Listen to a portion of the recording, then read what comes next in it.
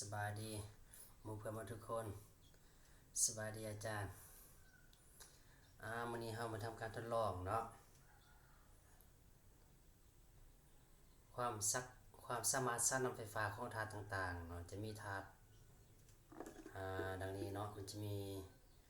ทองซุลฟาต5ฮิดรัตน้ำส้มน้ำมะนาวเนาะธาตุละลายเกลือและน้ำเนาะเราจะมาทดลองความสามารถสร้างน้ำไฟฟ้าเราจะบ่แนะนำอุปกรณ์เลยเด้อเพราะว่าอุปกรณ์การทดลองเราเห็นหมู่เพื่อนหลายคนเขาจะแนะนำไปหมดแล้วเนาะเราจะเริ่มลงมือเราจะทดลองเกี่ยวกับน้ำก่อนว่าดอกไฟจุสำได้ถ้าทุกคนสังเกตผมดอกไฟนี่เด้อสังเกตพร้อมกันเบิ่งน้ำเบิ่งห้องน้ำก่อนเนาะว่ามันจุในได้สำได้เห็นบ่ทุกคนรถไฟมันหงน้อยหนึ่งเนาะวงล่างมันหงน้อยหนึ่ง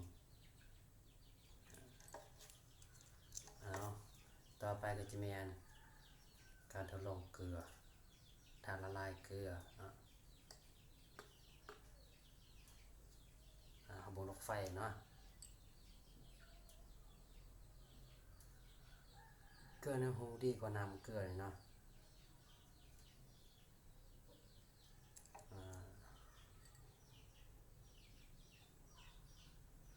เบิ่งธาตุละลายอาซิดปัดนี้เบิ่งอาซิดกับหูคือกันเนาะ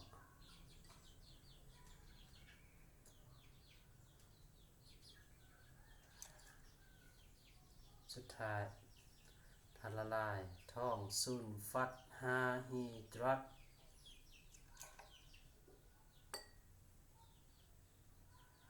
หูคือกันเนาะ